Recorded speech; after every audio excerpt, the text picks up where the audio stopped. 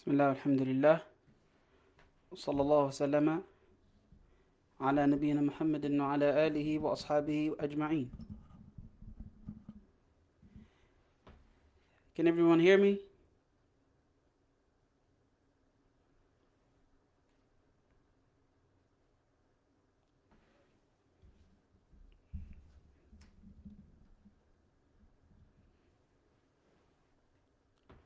بسم الله.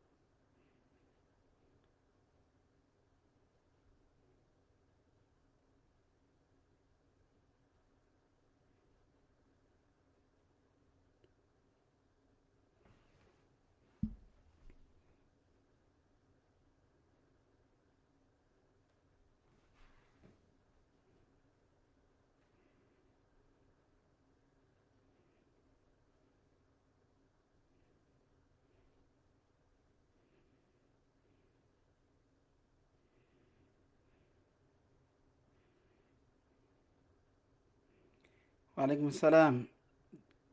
Can you all hear me?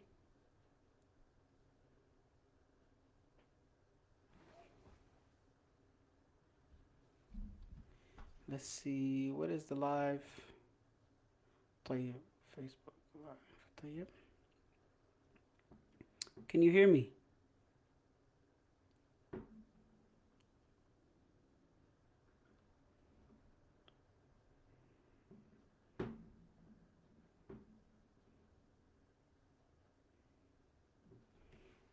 Okay. Top notch. Perfect. So we'll start again. بسم الله والحمد لله وصلى الله وسلم على نبينا محمد وعلى آله وأصحابه أجمعين. This Q&A is based on child-parent or parent-child relations. Alhamdulillah. Our first question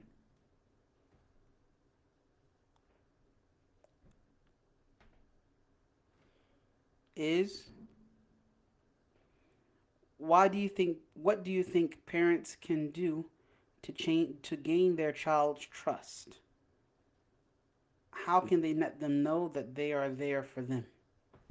So these are two questions. Number one, the parent can gain the child's trust by doing what they say that they're going to do. So if a parent tells a child that they're going to give them a reward, then they should give them a reward. For example, child, if you clean your room, I'll let you go outside. So if the child has cleaned their room, then you must let them go outside.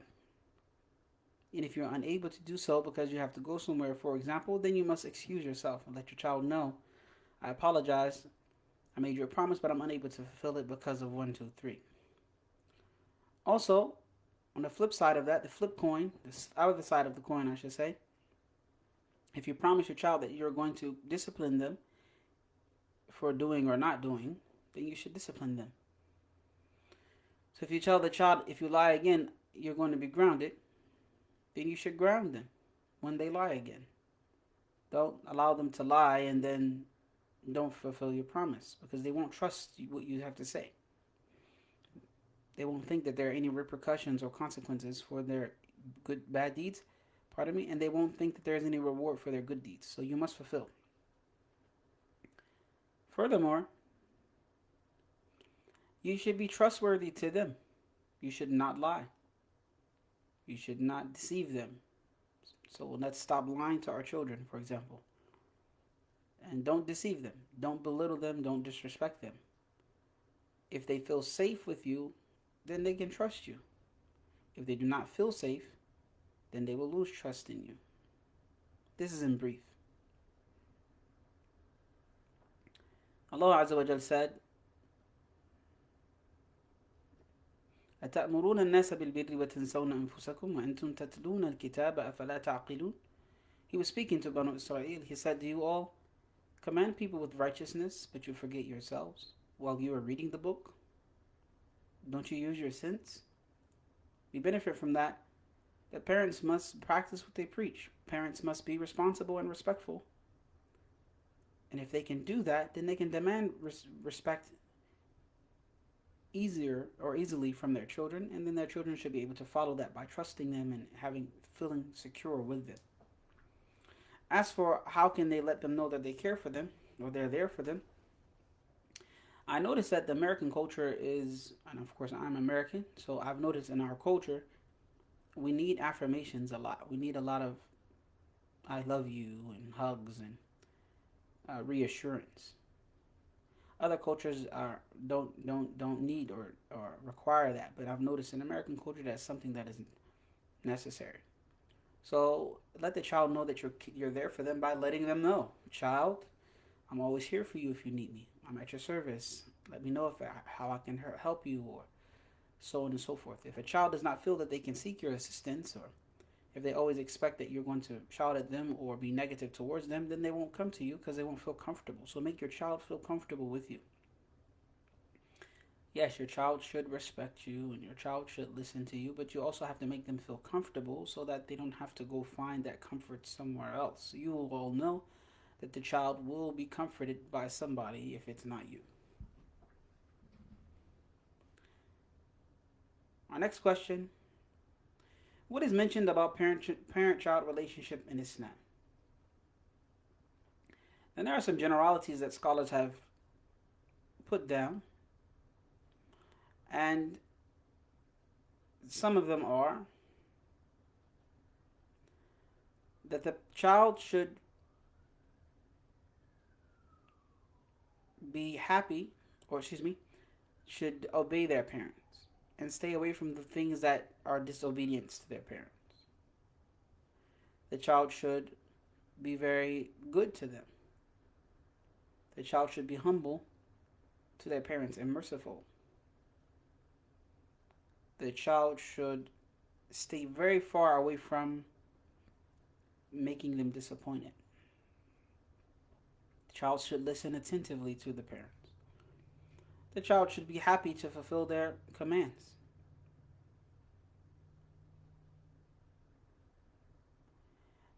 Children should be loving to their parents. And there are other things like putting the mother first. If they call out to the child, that the child should answer immediately. The children should also remind their parents of Allah Azza wa Jal. Children should remind their parents of Allah. Dad, mom, it's time to pray. Dad, mom, let's read some Quran. Dad, mom, it's haram to lie. If parents lie, children should remind them. Dad, mom, that's a lie. You can't do that. And that's the best thing that the child can do for the parent, is remind the parent about Allah. Give nasiha. And there are many different things that scholars have put down as suggestions for ways that the child can serve their parents. From them can be to make a lot of dua and istighfar, ask Allah to forgive your parents and ask Allah Azza wa Jal to accept your parents and give them paradise, and so on. As for the child is given in Islam nafaqah. The parents are responsible for paying for the needs of the child. The parents are responsible for providing security for the child. The parents are responsible for providing guidance for the child. The parents are responsible to be good to the children as well, to be nice, to be kind, to be fair, to be just amongst the children. The parents have a responsibility of giving the children good education and keeping them around good environments and good friends. There are many different things that the parents can do as a service to the children.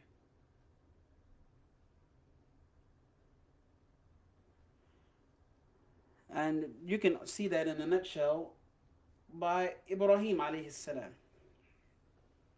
Ibrahim has both ways. Ibrahim said to his father, يا أبتي واذكر في الكتاب إبراهيم إنه كان نعم واذكر في الكتاب إبراهيم إنه كان مخلصا وكان رسولا نبيا.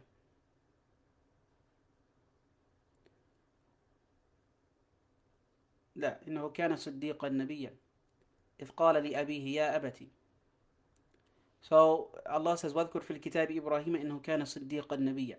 Mention Abraham in the book, or bring to mention or bring to mind Abraham in the book. He was a Siddiq Nabi. He was a very heavily invested person in the truth, and he was a prophet. إذ قال لأبيه يا أبتي. When he said to his father, oh my dear father, لما تعبد ما لا يسمع ولا يبصر ولا يغني عنك شيئا. Why is it that you worship those things that do not hear and do not see and do not do anything for you? يا أبتي لا تعبد الشيطان إن الشيطان كان للرحمن عصيا. He said, oh father of mine. No, he said, يا أبتي إني قد جاءني من العلم ما لم يأتك فاتبعني أهدك صراطا سويا. That's what he said. My dear father, knowledge has come to me that has not come to you. So follow me. I will guide you to a straight way. يا أبتي لا تعبد الشيطان. My dear father, do not worship Satan. إن الشيطان كان للرحمن عصيا. Satan is so disobedient to Ar-Rahman. يا أبتي إني أخاف أن يمسك عذاب من الرحمن فتكون للشيطان وليا. My dear father, I'm afraid that punishment will come to you from Ar-Rahman and you will therefore be an ally to Satan. So Abraham, you see with his father, he's very respectful, even though his father is a disbeliever. His father carves idols and so on and so forth. But Abraham is very nice and very kind, very respectful, very mannerable with his father, and he reasons with his father in the best way. He does not rebuke his father. He does not belittle his father. He, in fact, encourages and educates his father. So, on the flip side of that, you see Ibrahim with his son, Ismail. Abraham with his son Ismail. He said, يا بني إني أرى في المنام أني أذبحك فانظر ماذا ترى. So he said, my dear son, I saw that I was slaughtering you in a dream. So, look, what do you think about it? So the fact that he is doing like a meshwara, he is taking the consultation from his son. He's telling his son, his child, I saw myself slaughtering you in the dream. So what do you think? What is your opinion? How do you see it? How do you feel about that?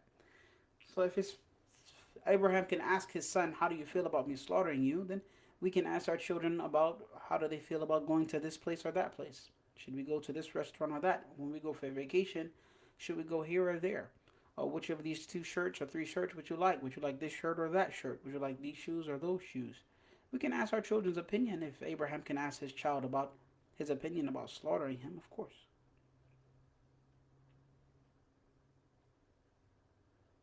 What are the rights of the parents and the child? You mentioned some of those, alhamdulillah. And whoever wants to those in detail, you can look those up. You can look all of those up in detail.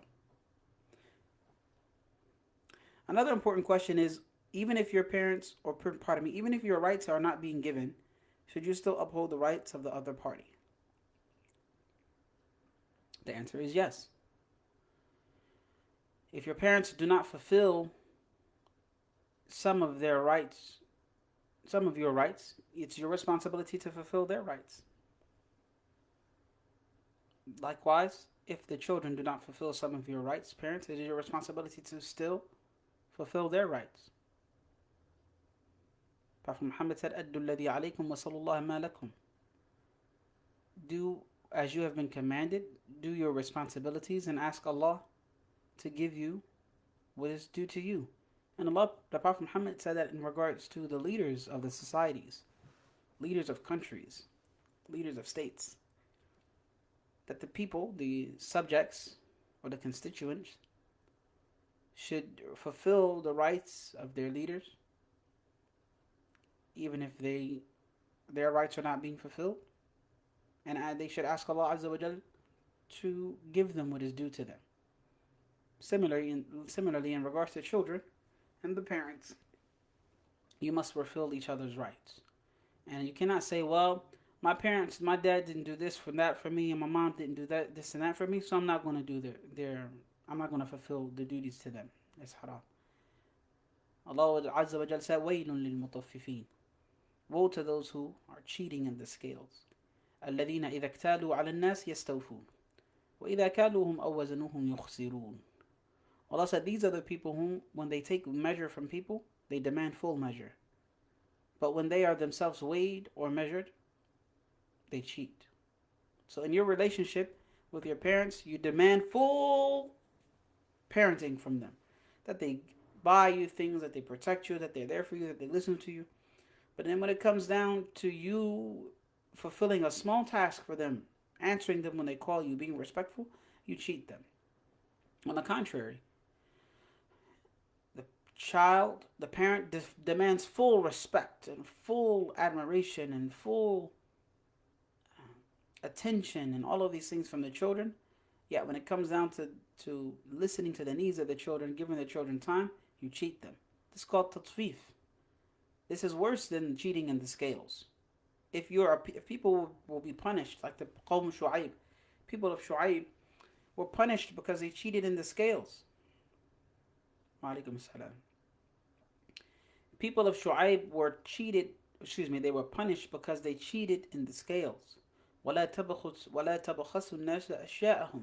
Do not cheat people in their things. This is what Shu'aib said to his people. They were destroyed because of that. Well, of course, because they did not say La ilaha illallah and they did not follow Shu'aib. But then this was their sin. Their major sin is that they were cheaters, they were swindlers, they were con artists. So if they're destroyed for swindling each other in goods and merchandise, then why couldn't we not apply that to relationships? Of course we can. You should not, and I should not demand full from the other party and then cheat the other party. And we have to fulfill the needs of one another and the responsibilities regardless, in most cases, regardless of the actions of the other.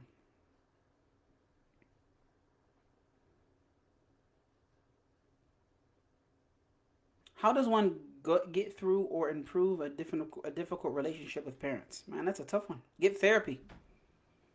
That's how you do that. If you wanted to improve your relationship with your parents, ahlan wa alaikum salam wa rahmatullahi wa barakatuh. You're very welcome. I'm at your service, of course.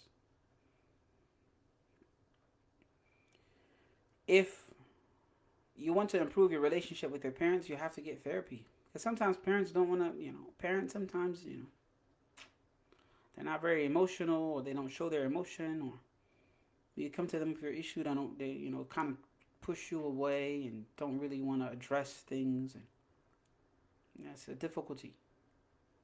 Get therapy if you can. If you cannot, do tawaddud. Get close to them through love and affection. Basically, you have to put most of the effort as a child to rectify the relationship between you and your parents, because eventually your parents are going to feel like they owe you nothing. It's just human beings. They're going to feel like, well, I've done for you. I've taken care of you. I've changed your diapers. I put you through school. I protected you. I taught you. I did. And now you want me to chase after you as a parent? Parents are going to find it difficult. Most parents will not do that. They will not chase after their child. They will demand respect. So if the relationship is, you find it difficult, then you have to do tawaddud. You have to get near to your parents through love and affection, even if they are not doing the same for you, because they won't learn how to do it except from your example. So you might say, well, aren't my parents supposed to show me an example, the greatest example? Yes, that's true. But when your parents lack in showing you the example, then you have to be the example for them. So, well, you can say, well, since my mother and father are not being an example for me, I'm just going to leave it like that. I'm going to have a sour relationship and it's their fault. No, don't do that.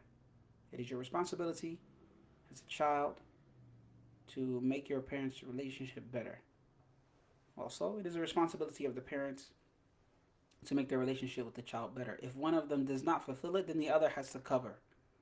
So the parents are not following suit and they're not following through and they're not being supportive and rectifying the relationship, then the child has to do so. And if the child does not follow suit and does not go through with rectifying relationship with his parent, then the parent has to do so. And nonetheless, you can make dua for each other and so on and so forth. But therapy is very important, because I've noticed that most people are broken in one way or another. And to sit with a therapist who is trained, that can sit and listen to you, and the different types of therapy that can be gone through, then that might help you. Furthermore, there are a lot of books written these days on parent-child relationships from an Islamic perspective. Go ahead and read those books and get that knowledge and try to employ that knowledge, use that knowledge with your parents. Eventually, I mean, we have to keep in mind parents do love you. So even if the relationship is sour or the parents don't know how to necessarily be parents beyond a certain point, it can change because most parents don't know how to be parents, quite frankly, because it's not something that people study before they become parents. People just become parents and they figure it out on the way. But it's not something that people sit down and learn and study and educate themselves and then they have kids. No. And not many people also, even after having kids, educate themselves Islamic way in the Islamic ways to raise children. So yeah, we lack knowledge in the area, and that's why we have so many issues. We have to seek knowledge in all of these areas, all of our deen, as much as we can, so that we can behave according to Islamic principles and Islamic goals. Allahu A'lam. This is the last question here on my list, and then we'll take some questions from the live. Where does the disconnect between the child and the parent come from? From many ways. I mean, you've seen Yusuf alayhi salam and his brothers, where the disconnect between him and his brothers was that they were jealous of him, and then they had a disconnect between them and their father because they felt like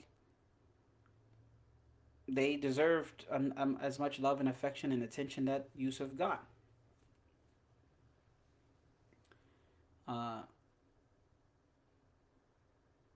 so, yeah, I mean, you can read in Surah Yusuf and you will see their reasoning. So, and you have to know that even Yaqub alayhi salam said, لا تقصص رؤياك على إخوتك. Don't tell your dream to your brothers. فيكيدوا لك كيدا. They will plot against you. They will scheme against you.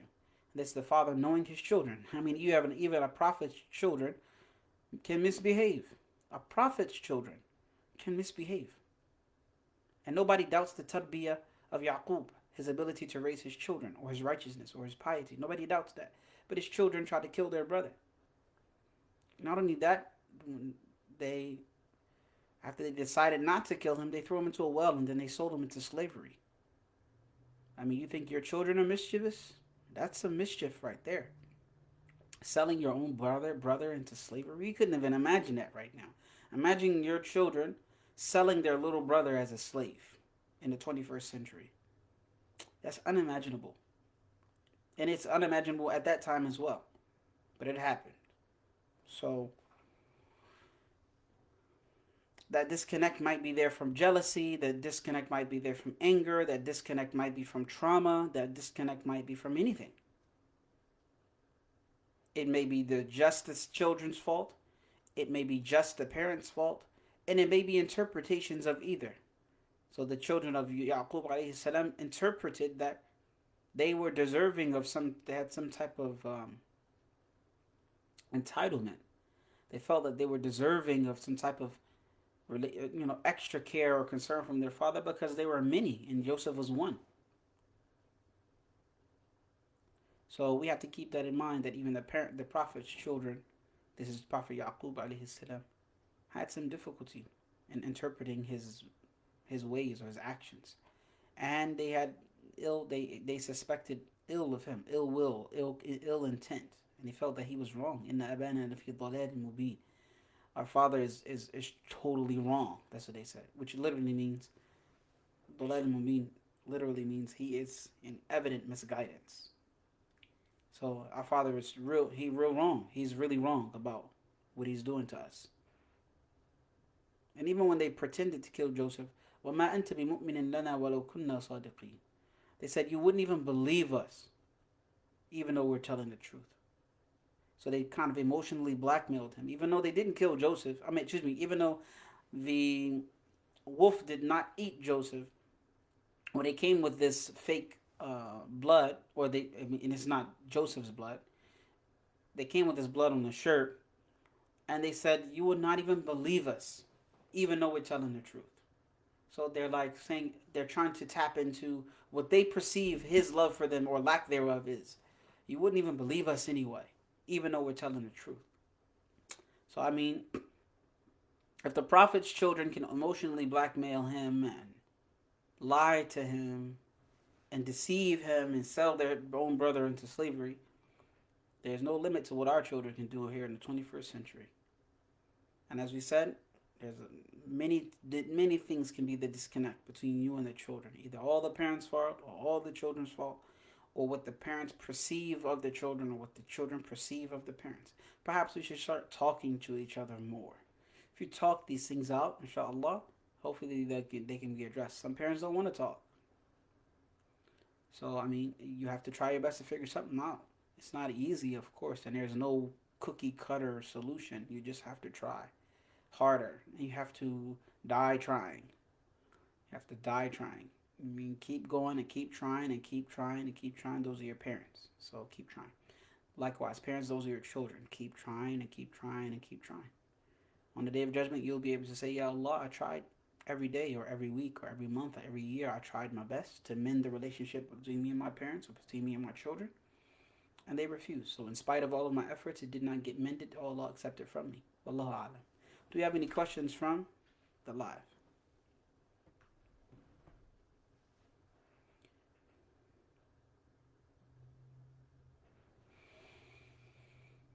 about this issue?